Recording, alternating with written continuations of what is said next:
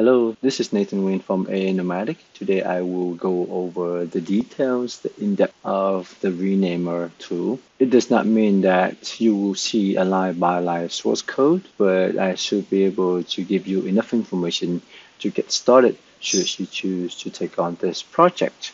So let's get started.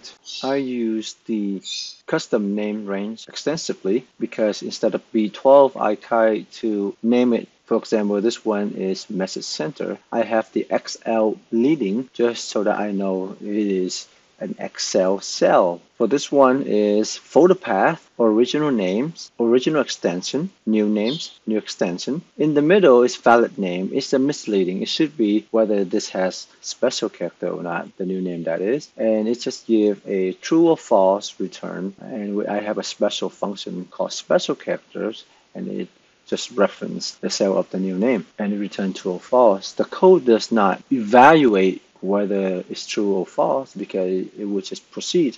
If you have an invalid name and it cannot be renamed, then it will just fail renaming that one particular file. We see two buttons here. The first one is load file, and the subroutine is calling is action retrieve files. For the rename, I have assigned the action renaming. Other than that, we have two ActiveX control. When we enable design mode, we can insert the ActiveX control. This is the combo box. For the combo box, I have no code behind it other than just pointing it to the action list. We have Excel action list, and if we go to the admin panel, we select this whole thing here, we know that it is just the choices. You can determine that by choosing the action list from the name, and you have this whole block selected. Other than that, it has no custom code. For the button, if you double click, it will just basically bring you to a caller subroutine. First, it called the var declare function, which I have right here. It just declares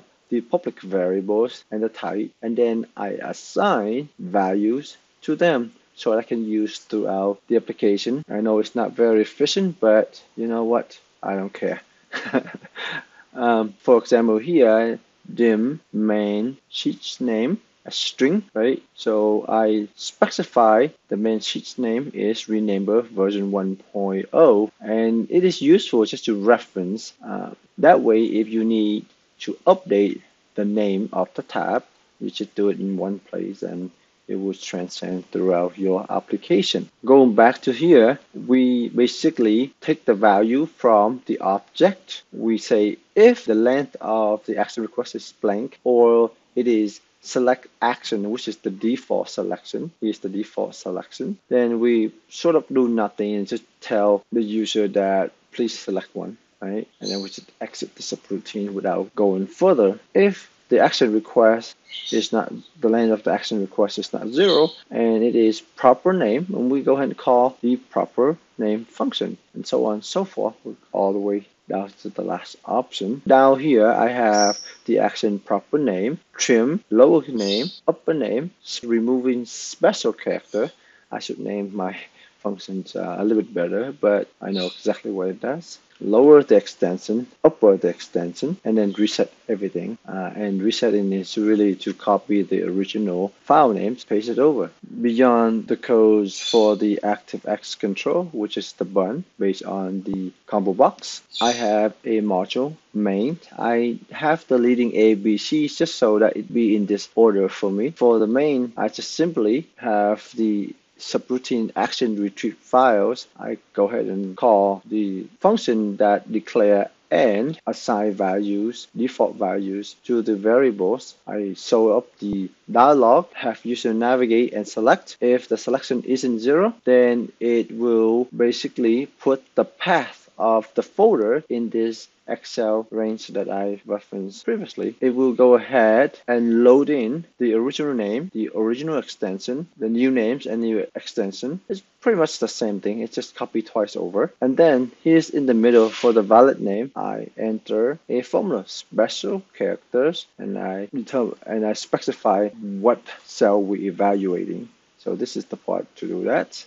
For the special characters, that is a separate function where it evaluate and loop through the file name, and if it just contain just the numbers and the letters, the space, the hyphen, and then the score, then it determines that the name does not have special character. Otherwise, the name would have special character and return true. In the administrative function, I only have declaring the variables, assign values. For example, I can set this sheet's name main to this worksheet, right, that I specify right here. And this is nice if you just reference a variable instead of the actual name. So in the event that we have a name change, we don't have to update it in hundreds of places. And then I have this very cool function that will convert a column number into letters. So for example, if we send in column number 1, then it's become A, column number 4, it become D. So this function returns an alpha value to a numeric value that it received for the column. In the admin tab, I have backup original and backup new. Upon clicking the rename files, the code simply take this original name and extension and place it here. It will go then ahead, grab the new names and place it here before it proceeding in renaming, so that you can go reverse back if you need to. This is special character list that you can modify to determine if something should be a part of the name. That's all I have for this video. I know I did not go into detail on what line by lines, but it brought enough that you have an understanding. I hope so. And for a lot of the functions that I use, you can just Google them off the web and copy and paste. However, if you would like to have access to this code here, you can buy a copy. All right. Hope you enjoy the presentation. See you next time. Bye bye now.